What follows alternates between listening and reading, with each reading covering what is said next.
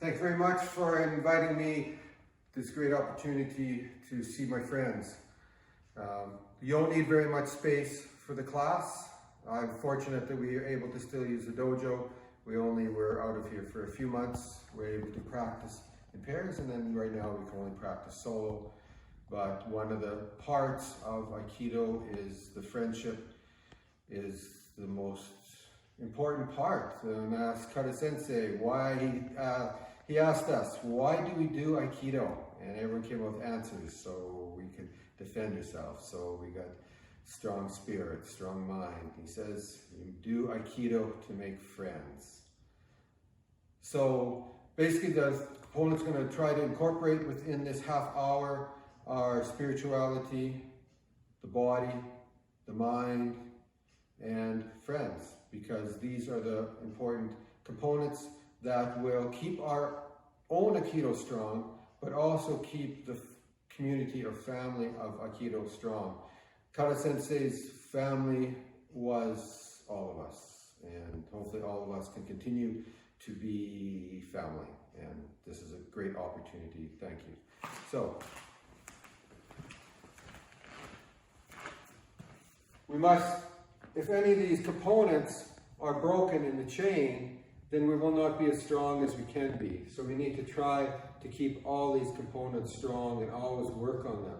Anytime you let any of these weaken, your whole chain will weaken. So no matter how strong your body is, if you have no friends, it does not matter. If no matter how strong your mind is and determination, everything, but there is no spirit, then it does not matter. So we need all these things to work and build up.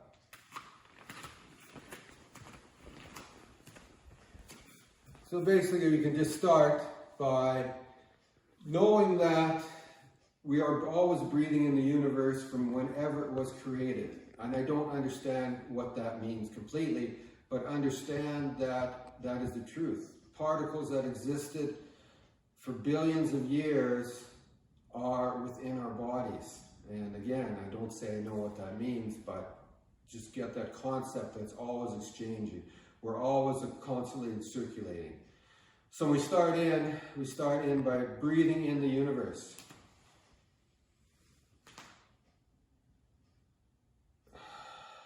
And exhale the universe. Breathe in the universe. And exhale the universe. Breathe in the universe. And exhale the universe. Now think of the universe going to your toes.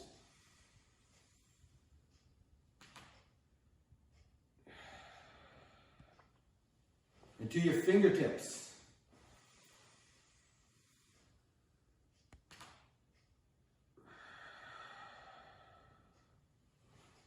And to your legs.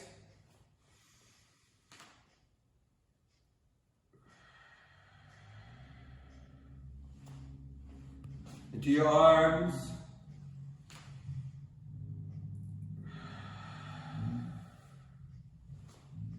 And through your back, through your spine.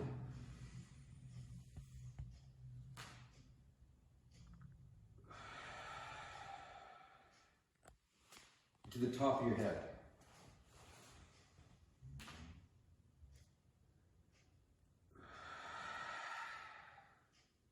To your abdomen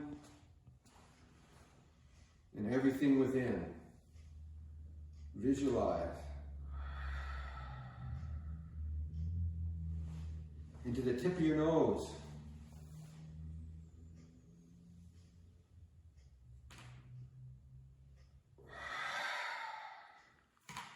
And a big one to your lungs, because that distributes its body.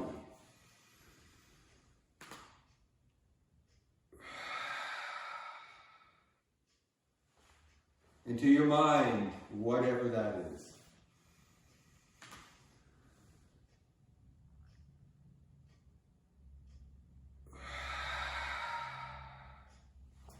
And importantly, to your heart, whatever that is.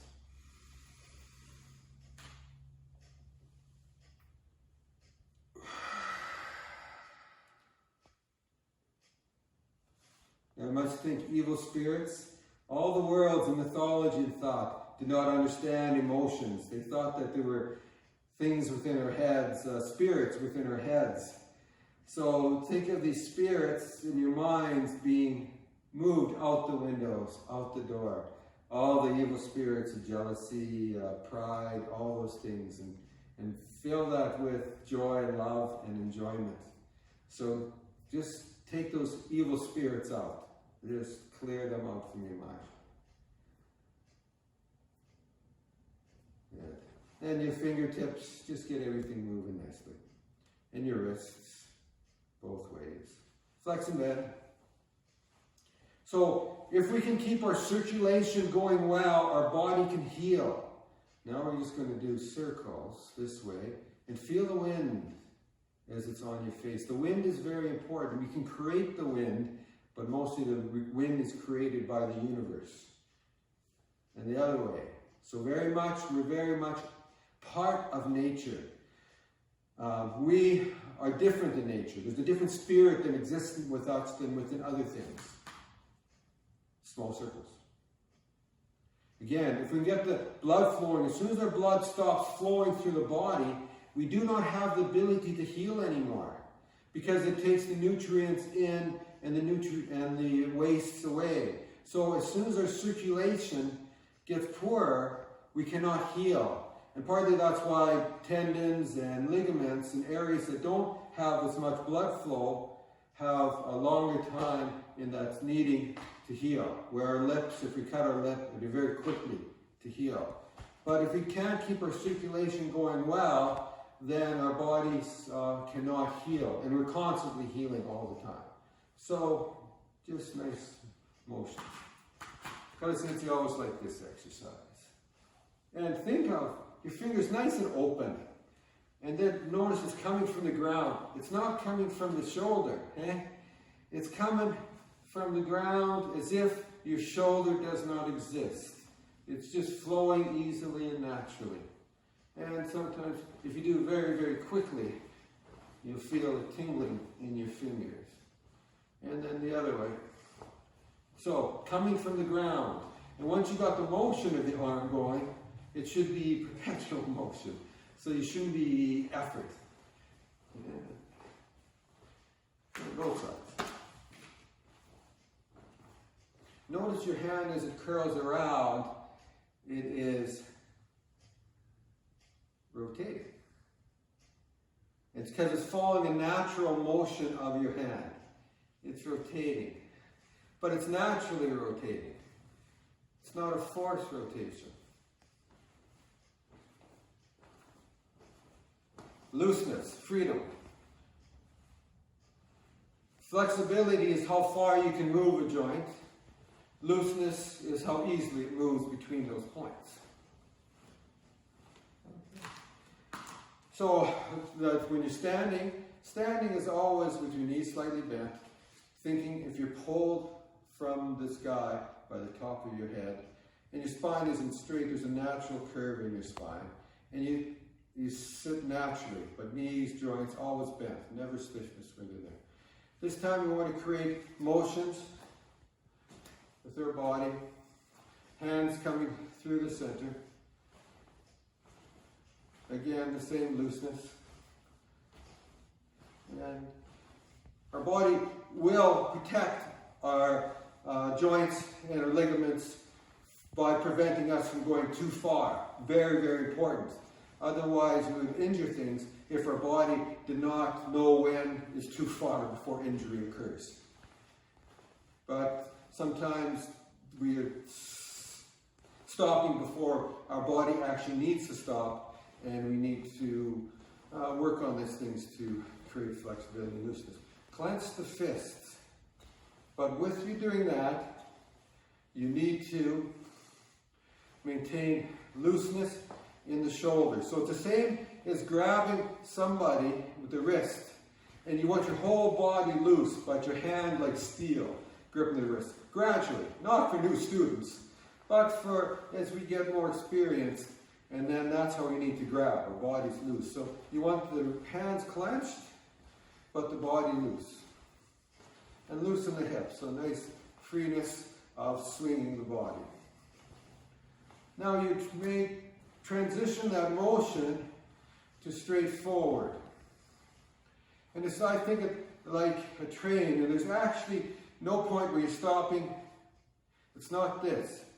There's actually, as you've come near the far reach, your body is already moving in a motion like a train, which continues forward. Continue to clench fists, but make sure that you are looseness in the body and the shoulders. Again, Kata Sensei always said, do Aikido if you have no shoulders, so that it's coming from your center, because that's sometimes stopping our motion. So, nice motion here. So I widen my stance a little bit. This must be on the top of the head. As you cut, rotate here. Then as it comes down here, this hand comes up. So you always have your hands in front. Then you cut back this way. And then this way. Notice my hands never get trapped. Right? And then we cut back.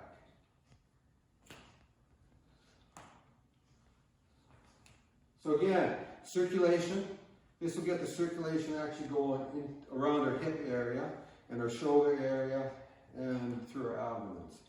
But notice both hands are live. So it's not cut, lift, cut, lift, cut, lift, cut. It's cut, cut, this bottom hand swinging as well, and the top hand goes as well. This way. Cut.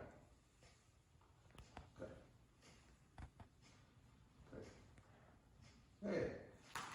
There's Kokyu motion.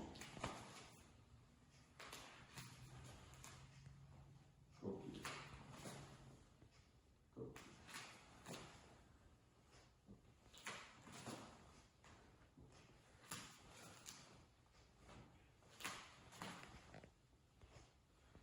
And then we move to motions and movements that we do in Aikido at all times, like Riminagi.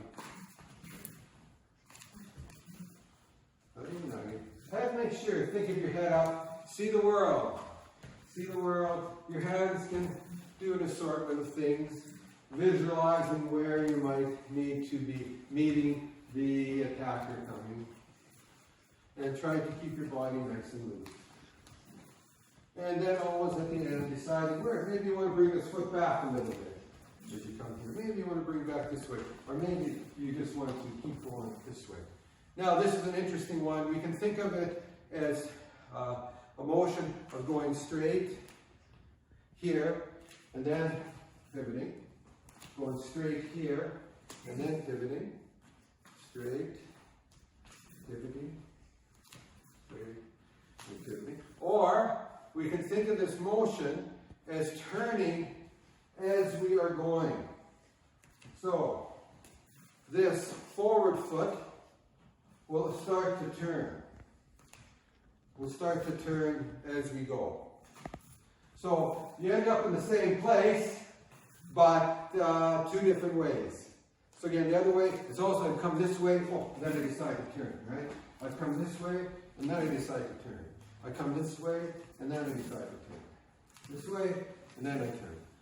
But we can also think of it that I'm actually turning in this way as I'm going. So although it's Rimi Tenkai, it's two different ideas of how you might think of it, and again, different situations. Tenkai, so pivoting. We'll start with pivoting on the heels. One of my instructors always, most people will pivot on their toes, but understand there's a difference in different ways. And you'll end up in different positions depending if you're on your toes or if you're on your heel. So right now we'll start with our toes. Tenkai. Now we're going to move, or I should say our heels. We'll do our heels. Now we're actually going to move to our toes. And you'll feel that that's a difference in how you move, where you end up, and what happens. So just an interesting way to feel your body, toes. And then for adventure, you can think of toes and heel, right? Toe and heel. Now it depends what kind of ground you're on, what might happen. So it doesn't have to be toe-toe, it doesn't have to be heel-heel, but sometimes it might be toe-heel. To think about it, when you're doing motions, you probably would normally go toe-heel or heel-heel or toe-toe, but understand you will feel a difference in where you end up depending if you're on your toes or if you're on your heels as you turn. It's just something to think about. Kaikan is other motion. Step and turn. So it's actually a Yumiashi, step, and then Tenkai. Okay? And again, you can turn on your toes, or you can turn on your heels. Kaikan. Or you can turn on one heel and one toe. Others toes. Now, when you do this, you also must make sure you go to the other side as well. So, that you're doing both sides. And also relax. Relax, nice and loose. All Aikido should be done relaxed, as if you are walking. So it's actually Yumiashi and then Tenkai. Footwork will depend which foot you move first.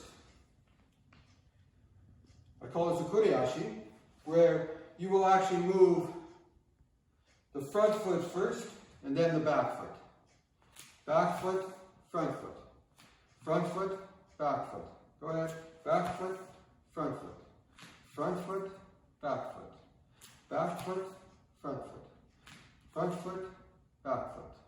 Back foot, front foot. Front foot, back foot. Back foot, front foot. Now switch to the other side as well. Front foot, back foot. Back foot, front foot.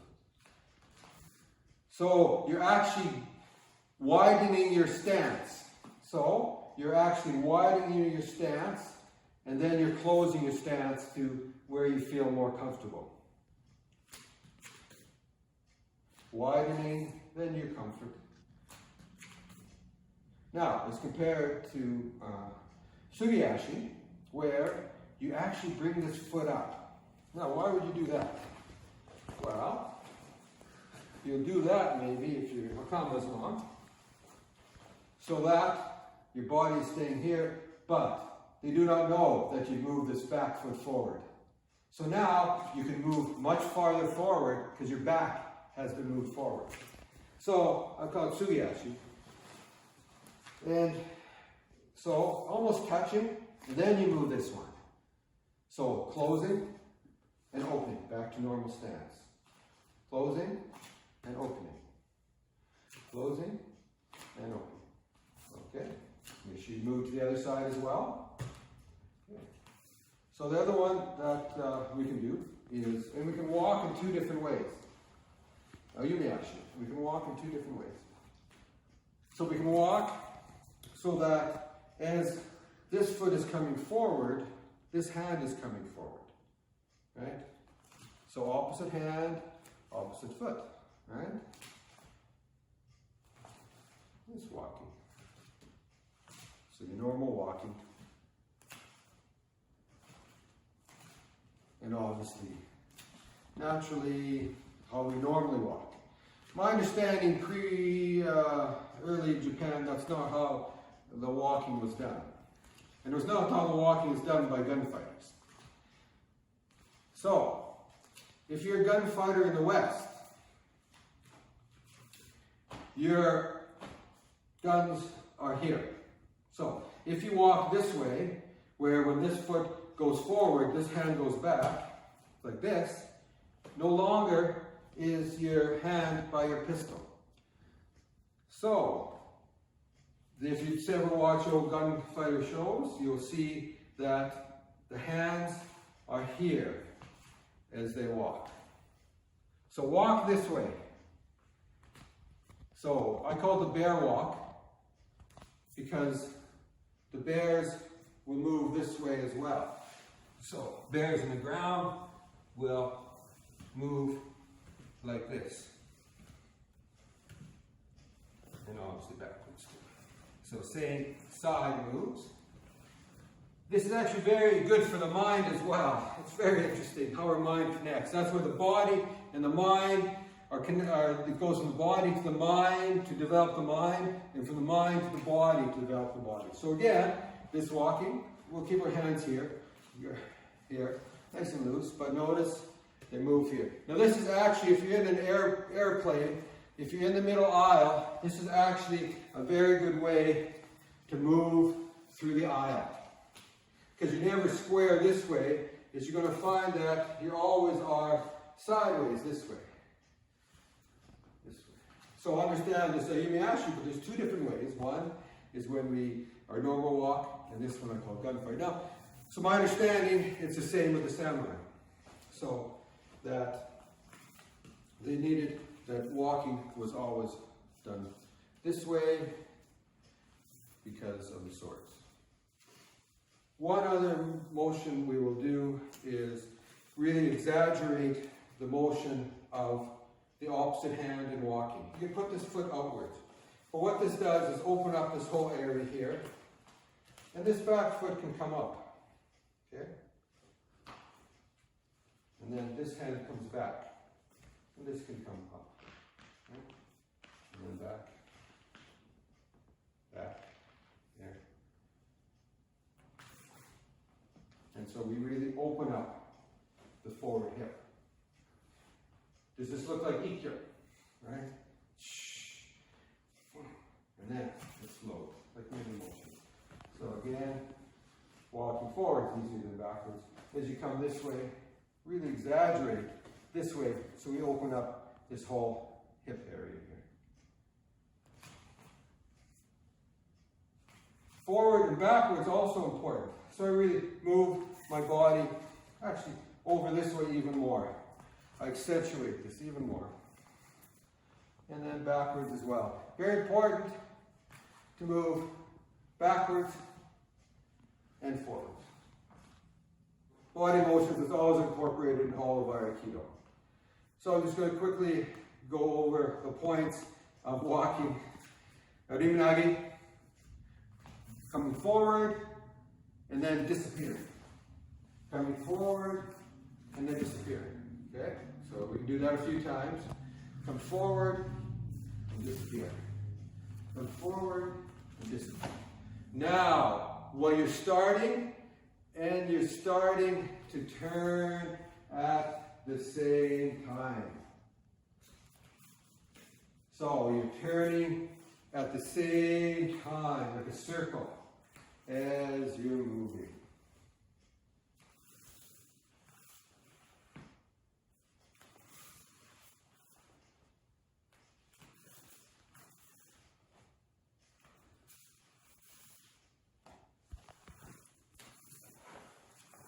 So those are some of the things to stay healthy, and so the motions would help with you doing Aikido when we get back to practice. Very important. I know it's not. It's when we get to practice so our bodies are still ready to move into the component. One last thing to do, I think very important, rolling and falling is one of the most important components of Aikido. And so if your space is soft enough, then one of the basics, very good to do, rolling back, coming up, rolling back, coming up, rolling back. So go ahead, we'll do the count of 10, and then 2.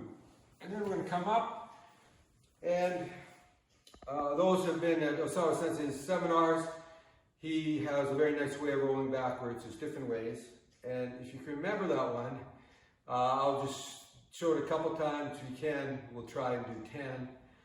But we'll just go forward. Actually, this one will just go forward and back, but we'll change our feet. So as you go backwards, you come up and step up. Try not to use your hands, but you can. Okay? So you come back. So then also think how your body is balanced to come up. My left knee is a little stiff, so I have to make a little more of an effort. If you can't do this, that is fine. As we get older, there's things we will not be able to do, but it's important continuing doing what we can do. Come back. And many young students that start here cannot do this. So come back, you sink low, and then you come back up. 10. So when practice gets back to full, we'll be ready as students to get back to practice. Just a couple times I'll show Ragush Sensei's way of rolling. We'll do 10. So you sit back, you come down, this hand comes back, and use your hand, push up. Sink back, use his hand, and come up. And when you finish, always come up on your toes, because we're in shoes all the time. We need to make sure that stays flexible. Come back,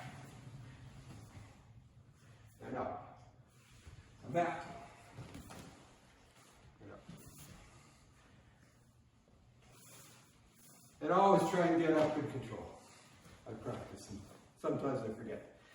So that's all practice. I just want to talk a little bit more about ways to stay healthy.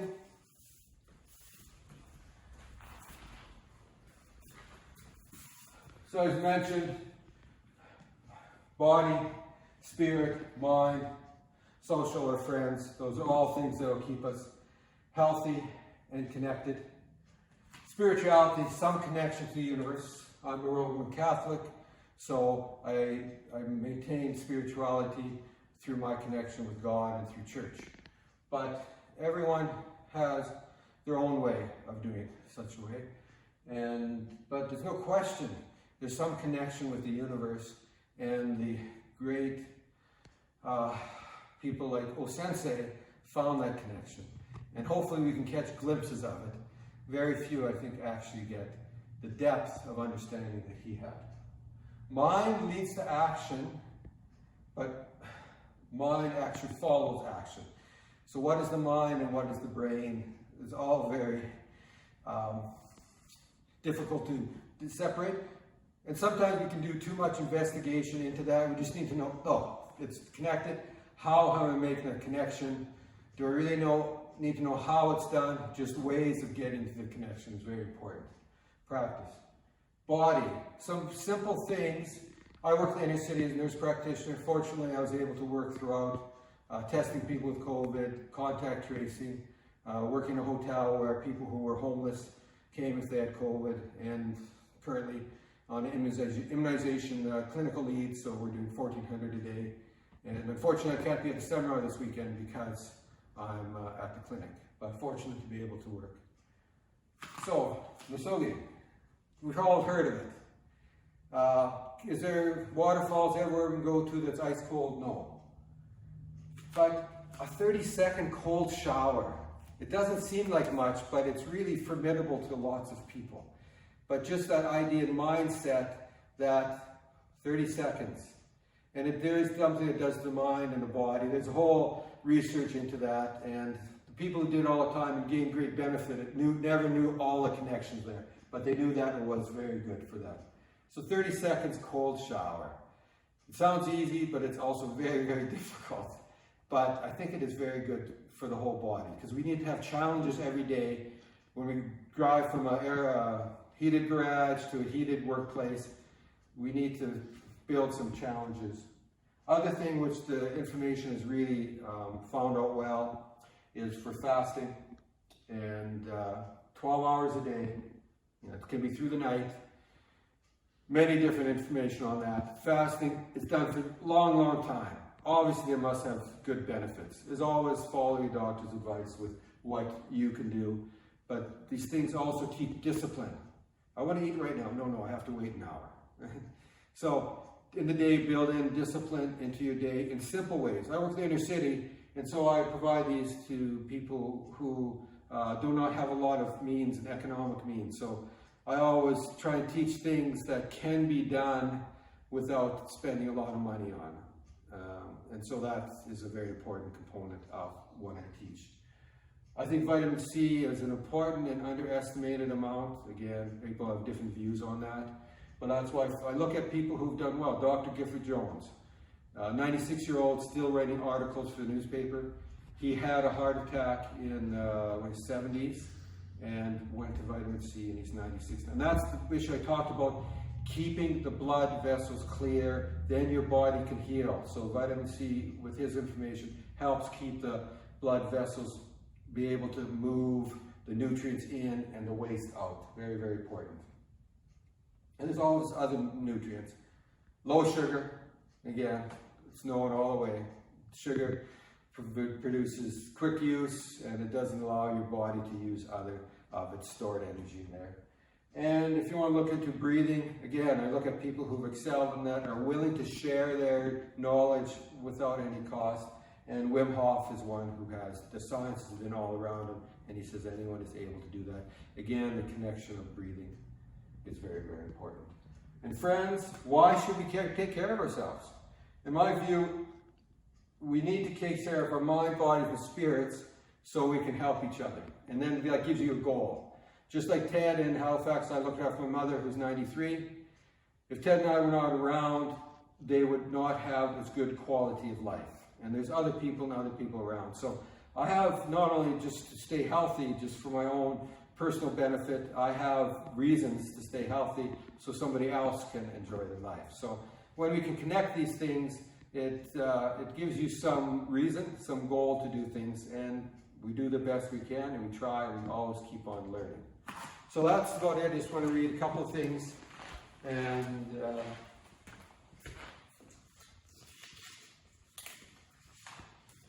so I think when Kata Sensei died, lots of us got this little card, and it was a saying from O Sensei. And to injure an opponent is to injure yourself. To control aggression without inflicting injury is the art of peace. When you bow deeply to the universe, it bows back. When you call out the name of God, it echoes inside you. Seeing me before him, the enemy attacks, but by that time, I am already standing behind him. So as I mentioned, this context of spirituality is one that's very much ingrained within Aikido. Horatsu, my first teacher, I asked him sometimes for translations. He's in Nagoya. I don't know if he'll get a chance to come back here or not, but we're fortunate to have him start the club here. So I asked him to translate one of O Sensei's teachings. The aim of Aikido is to strengthen one's mind and body by accumulating hard training with each other. Through daily practice, one develops a mind to understand and respect your partner. Thus, one becomes a person of sincerity and well-balanced personality. That's why Aikido needs to be done with others, so we can learn about ourselves. The spirit of Aikido, Aiki means love, so cherishing as one's mission, all things is a true way of Budo. Aikido always means exercising self-denial and extinguishing your enemy's will to fight. It is a way of perfecting oneself by ultimately nullifying your enemy. Meaning, stop regarding your enemy as an enemy, but regard him as the object of your love, just like in love your enemy in Christianity. So I think we need to find some spirituality within our practice, and a lot of us do, but I think myself, I'm trying to remind myself. Thank you very much for this great opportunity.